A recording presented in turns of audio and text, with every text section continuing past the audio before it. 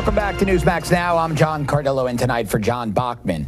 Well, President Trump is reportedly growing more and more concerned about the possibility of impeachment once the new Congress takes over in January. Well, that's what an anonymous source who claims to be close to the president told CNN anyway.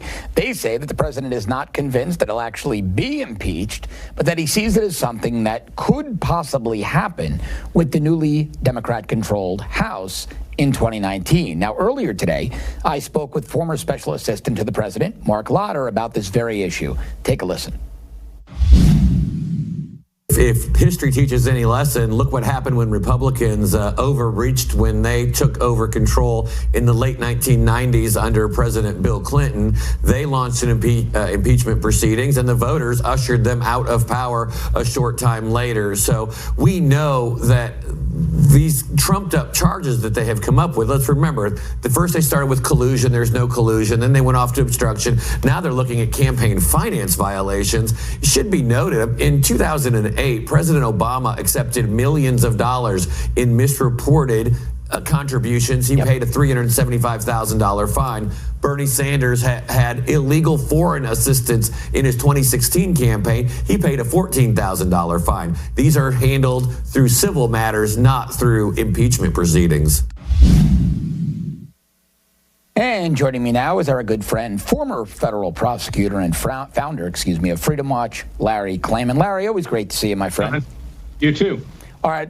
I want to get into everything Mueller and impeachment, but first, something else, Larry. About an hour before we started the show tonight, we learned that a judge in California has ordered Stormy Daniels to pay President Trump $239,000 in attorney's fees and sanctions after her unsuccessful defamation suit.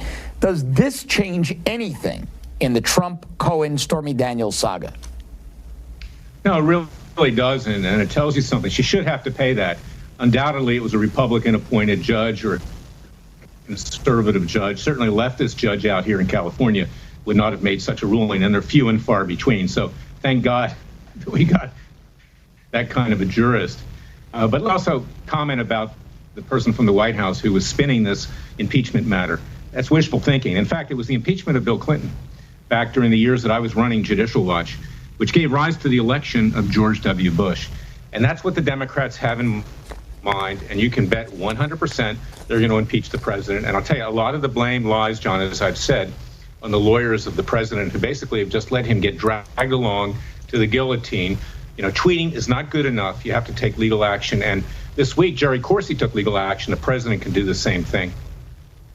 All right, Larry, let's talk about the Russia investigation now. A new CNN poll says that the national approval rating for Robert Mueller and the way Trump is handling Mueller are both down. Right now, the president's approval rating for the Mueller investigation is at 29%, down from 33% in October. It matches his rating back in June. Mueller's approval is now at 43%, down from 48% in early October. Now, I don't know who they're polling over at CNN, because I'm seeing significantly different chatter online. I don't believe Mueller's popularity is that high. So A, what do you make of those numbers? And B, is the investigation doing more harm to Mueller's reputation than good at this point?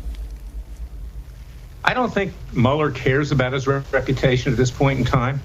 He's on a mission. He's on a mission sent by the Democrat and Republican establishments. And talking about impeachment, I'm sorry to get off point again, but the Republican Party, there are a lot of reports the establishment are abandoning President Trump. That's why we're trying to stand up for him. Those people who believe in him, because, in fact, the rank and file voters do. But the intelligentsia, so to speak, this American nobility of both parties wants to see the president gone. What do you think of William Barr as the Attorney General? I don't think Mueller's about his reputation. Well, we'll wait and see. It wasn't my choice. I would have picked Bob Barr, who introduced articles of impeachment. I worked with him during the Clinton years. I'm not hopeful that he'll do anything. He is an establishment Republican. He's a daddy H.W. Bush appointee. Don't expect much out of Barr, but I'm going to keep an open mind in it, and I hope that he will. All right, in the couple of minutes we have left, let's talk about alleged Russian spy Maria Butina. Now, she's expected to go to court tomorrow, where she'll be pleading guilty to conspiring, quote, to establish communication with Americans for Russia's benefit. She's going to be cooperating with federal prosecutors. She's been in custody, Butina has, since her arrest back in July, and she'll likely be deported upon her release. What do you make of this case, Larry? Is there anything to this, any meat here, or again, much ado about nothing?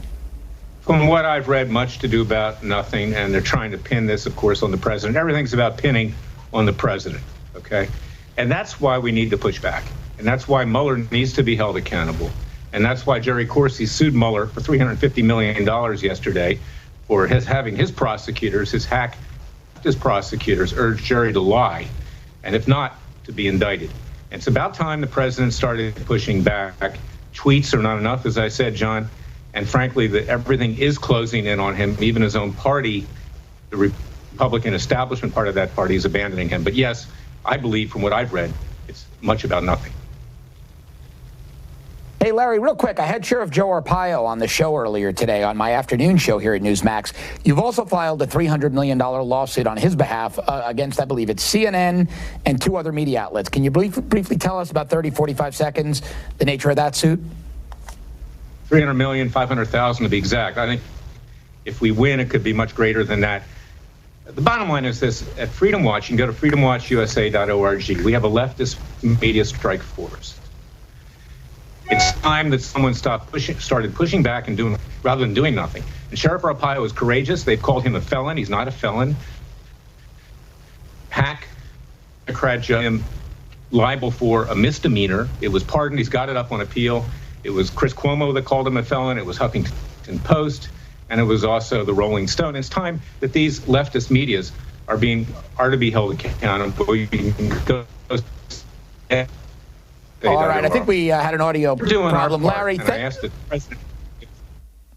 Larry, we're having a bit of an audio issue. Larry Klayman, but always a pleasure to have you, my friend. Thanks very much.